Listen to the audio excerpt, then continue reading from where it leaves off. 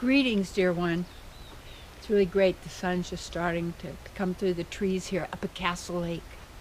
Yeah, you can see the snow starting to melt. A tree fell over here. It was kind of rotted inside. You can see little critters could live in there. It's their little home. It's just really beautiful, simple, quiet, natural.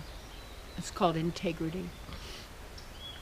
My topic: how to protect yourself and thrive. You see, it's kind of like a heart-to-heart talk. You know, I'm an avid researcher, and so I observe.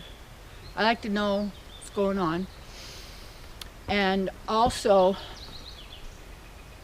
the most important is to know how to protect yourself from anything you do not want. And there's some issues here I want to deal with. First of all, you have to really know who you are. You're not a meat stick.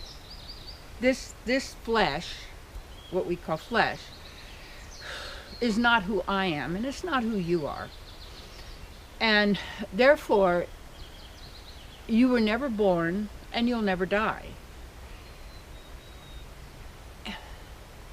People say, well, what? No. If you pay attention, do your observing, witness. Death is propagated everywhere, consistently, all the time. Horrors are shown. Snuff movies as news. I mean, it's everywhere. And if you are weak-willed or really do not know who you are, how this virtual reality realm is manifesting, what your true divine realm is, then you get carried along with the tide of public opinion, which is always being formed according to those who own the media, according to those who use all these different forms of media, and as well as certain religions, political information, health, science, all of this. See, if what is being taught in schools and medical schools and all this was true, we'd all be living in harmony with health and happiness. People say, oh, well, nature isn't harmonious. Well, yes, it is. I don't accept or believe in any natural disasters. I don't believe that any disaster is natural. Forgot who it was. Some politician said, you know, if anything happens, just know that it's been planned, because there are no accidents. And that is true. There really are no accidents. My mom, little Barbara Ann, she worked for the phone company, Bell Telephone, I think many years ago, and she took a course in offensive driving. And they said every single accident can be prevented on the highway. You have to first know that everybody else is insane. You cannot count on their arm signals, their back signals, the way that they're going to behave in the way they're even designating. You can't trust that. So you have the key then is that you are alert and conscious. And yesterday I was noticing, you know how you notice, oh my gosh, I don't remember doing this. I said, yeah, because you know what? I wasn't really alert and conscious when I was doing that. My mind was somewhere else. And the essence of what we need is to really invest in our consciousness. Invest our time and our energy and resources in gaining as much knowledge as we possibly can about who we really are. And one of the ways is through ancient wisdom, the wisdom of the ages. And I know my first wisdom teacher was my great-grandmother. Oh yeah. And those were the wisdom of how to take care of a home, how to take care of a family, how to take care of yourself. She was a nurse also, and she knew health. Okay. So wisdom keepers. You look, and as you study ancient wisdom, you have to also look that the more it's been translated, and it loses, because every work is of writing or speaking is always influenced by the person who's doing the writing or the publishing or the speaking or whatever, because I have to understand the first Hermetic axiom, and this is in a sense showing us how the virtual reality is put into place. Not the true divine reality, but the virtual reality that we perceive and we believe is real and true, and therefore not knowing that we're actually the creators of it, because we're creator beings. This is our nature. And so when you stand strong in yourself, and that's why, it's getting barefoot time, that your 2 feet are planted firmly on the ground, you can't be defeated. And I always say pun intended, because you're knocked off your feet. You're not knocked off your feet, and you're grounded in the nature of the earth. And the body is made of the elements.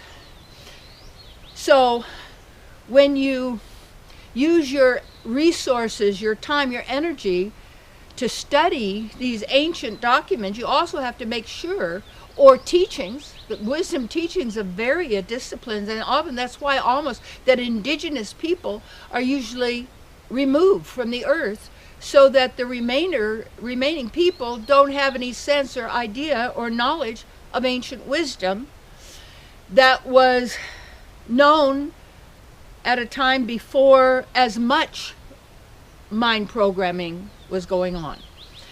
And yet it was already always there, because there's a sense of us always wanting to convince someone else of what we know. And at one level, that's great if what you know is good for everybody. But what happens is you've got the thinkers and the knowers, which divides humanity, or divides the people. Humanity is also a definition. So when you say I'm a human, then you take on all those definitions, because you're not. You're a divine being. And the human expression, you see, what is so powerful about it is that we can activate all of our powers and abilities, divine powers and abilities, now. And that's when you have to do it. So what happens when people are not protecting themselves, they think protecting themselves is their house. They think protecting themselves might be their money and their investments and their portfolio, or what's protected that somehow, or it's protecting, my gun is protecting me, or those people are protecting me so nobody can invade and get me. I have to tell you a little thing that happened with my daughter up in Washington, and the people across the street, and she lives in a beautiful place, and it's really country, but there's a few little houses around. Well, across the street, somehow they became like a meth lab and heroin and all this, and here she is out in the country, and there's these crazy people coming all day long, night long. They have to keep the dogs in the house so nobody kills their dogs. And they kept calling the 911 all the time, and all blah, blah, blah. Nobody, nothing. This was going on for a couple of years.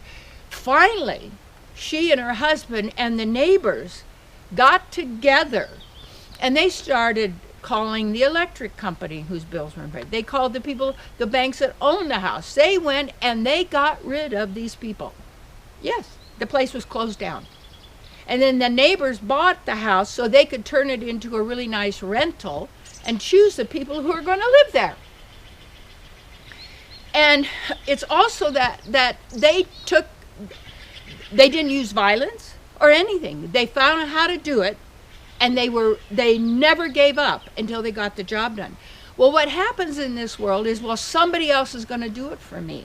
Somebody else is going to protect me. Somebody else is going to help me thrive. No, you want to know how you can thrive in these changing times and also transcend the the ignorance that is so all-pervading as to who you really are and what's possible.